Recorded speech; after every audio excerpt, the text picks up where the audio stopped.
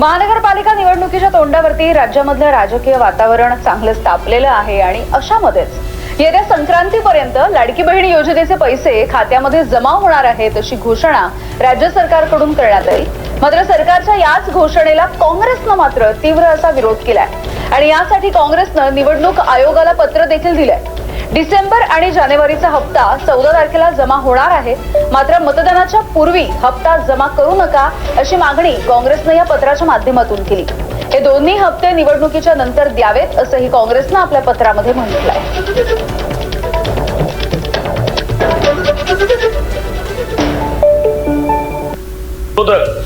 पहिल्या दिवशीपासून आमच्या लाडक्या बहिणीचा विरोध करतायत। मागच्या काळात जेव्हा योजना आम्ही सुरू केली त्यावेळेस हायकोर्टात गेले, ही योजना बंद करा म्हणून। हायकोर्टात त्यांना दाद मिळाली नाही। आता पैसे टाकू नका म्हणतात। ऑन गोईंग स्कीम आहे। सगळ्या मॉडेल कोड ऑफ कंडक्ट मध्ये स्पष्टपणे म्हटलेलं आहे कुठलीच ऑन गोईंग स्कीम थांबवता येत नाही। त्यामुळे त्यांनी किती पत्र लिहिले तर त्यातनं लाडक्या बहिणीबद्दल त्यांचा विषच बाहेर येईल, पण लाडक्या बहिणींचे पैसे थांबणार नाही। नमस्कार, जय महाराष्ट्र। सर्व लाडकी बहिणींचे मराठी अपडेट या यूट्यूब चॅनलवर स्वागत आहे। तर आजची ब्रेकिंग न्यूज अशी आहे की एकनाथ शिंदे आणि अजित पवार या दोघांनी सुद्धा स्पष्ट केलेले आहे की 19वा हप्ता म्हणजे आज 13 जानेवारीला सर्व लाडक्या बहिणींच्या अकाउंटमध्ये 19वा हप्ता जमा होणार आहे।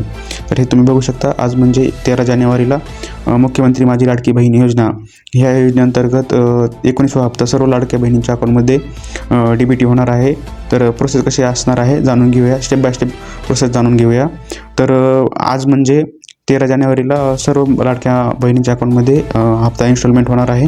तर पेमेंट स्टेटस कसे चेक करायचे आहे तर व्हिडिओमध्ये हे देखील स्पष्ट केलेलं आहे। वेबसाईटवर लॉग इन करा, ॲप्लिकेशन्स मेड अर्लियरवर क्लिक करा।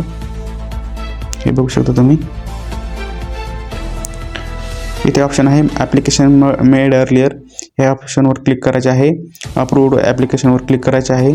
त्यानंतर पेमेंटवर क्लिक करा। यात हप्त्याची रक्कम, तारीख आणि बँक डिस्प्ले केलेले आहेत। त्यामध्ये त्याचे स्टेटस म्हणजे पेड किंवा पेंडिंग असे दिसेल। तर सर्व लाडक्या बहिणींच्या अकाउंटमध्ये असा मेसेज येणार आहे मनी DBT झाल्याचा। निधी वितरणाची घोषणा, महाराष्ट्राचे मुख्यमंत्री एकनाथ प्रलंबित निधी त्वरित वितरण करण्याचे निर्देश दिले आहेत। तरीही नोव्हेंबर, डिसेंबर आणि जानेवारी तिन्ही हप्ते एकत्रितरित्या अकाउंटमध्ये DBT होणार होते। नोव्हेंबरचा हप्ता 12 जिल्ह्यांमध्ये DBT झालेला आहे, तरी उरलेल्या जिल्ह्यामध्ये सुद्धा लवकरच अकाउंटमध्ये DBT होणार आहे। कोणत्याही लाडक्या बहिणीला घाबरण्याची गरज नाही। तर ज्या महिलांच्या अकाउंटमध्ये नोव्हेंबरचा हप्ता सुद्धा DBT झालेला नाही, तुम्ही बघू शकता, ज्या महिलांच्या अकाउंटमध्ये नोव्हेंबरचा हप्ता सुद्धा DBT झालेला नाही त्यांच्या अकाउंटमध्ये एक रकमी म्हणजे 13 किंवा 14 जानेवारीला एक रकमी 4,500 रुपये अकाउंटमध्ये DBT होणार आहे। तर त्या लाडक्या बहिणींनी पेमेंट स्टेटस चेक करावे, त्यांच्या अकाउंटमध्ये असा मेसेज येईल, तुम्ही हे बघू शकता।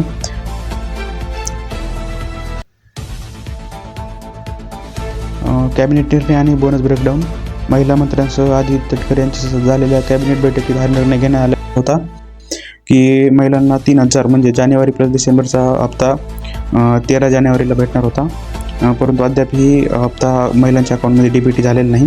तरी कोणत्याही महिलांना किंवा लाडक्या बहिणींना घाबरण्याची गरज नाही, कारण की 13 किंवा 14 जानेवारीला सर्व महिलांच्या अकाउंटमध्ये 19वा इन्स्टॉलमेंट जमा होणार आहे। तर टप्प्यात वितरणाचे वेळापत्रक, महाराष्ट्रात 36 जिल्ह्यांमध्ये 3 स्टेजेसवर मनी DBT होणार आहे। तर पहिल्या स्टेजवर पुणे आणि कोकण विभाग आहे, म्हणजे 13 जानेवारीला पुणे आणि कोकण विभागात मनी DBT होण्याचे हाय चान्सेस आहेत।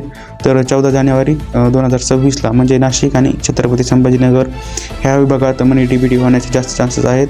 तर 15 जानेवारीला तर इलेक्शन आहेत, ह्या दिवशी शक्यतो मनी DBT होणार नाही, म्हणजे 13 किंवा 14 जानेवारीला हाय चान्सेस आहेत की सर्व महिलांच्या, सर्व लाडक्या बहिणींच्या अकाउंटमध्ये मनी DBT होईल। तर बँकानुसार ट्रान्सफर, सुसाट प्रक्रियेमध्ये बँकामध्ये विभागणी, बँकामध्ये सुद्धा 3 स्टेजेसमध्ये डिवाईड केलेलं आहे। स्टेज 1 मध्ये state bank of India, Punjab national bank आणि बँक ऑफ महाराष्ट्र असं आहे।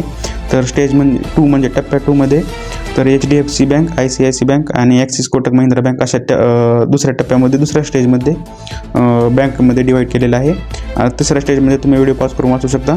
तर लाडक्या बहिणींमध्ये अजून एक GR आलेला आहे की लाडक्या बहिणींना हप्त्याव्यतिरिक्त गिफ्टसुद्धा भेटणार आहे। मकर संक्रांतीसाठी अतिरिक्त भेटवस्तू, रोख बोनस व्यतिरिक्त महिलांना सक्षमीकरणासाठी जानेवारीपासून 200 अतिरिक्त वाढ, कौशल्य विकास बोनस आणि प्रशिक्षण, PM विश्वकर्मा योजनेत पिवळ्या किंवा नारंगी कुपनधारकांना शिवणयंत्र आणि पैठणी साड्या, भांडी योजनेत भांडी, 10वी किंवा 12वी शिकणाऱ्या मुलांना टॅबलेट शिक्षणासाठी.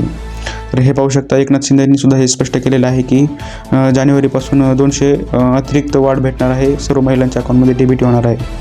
तरी कोणालाही डाऊट असेल तर त्या लाडक्या बहिणी माझ्या कमेंट सेक्शनमध्ये विचारू शकतात. धन्यवाद.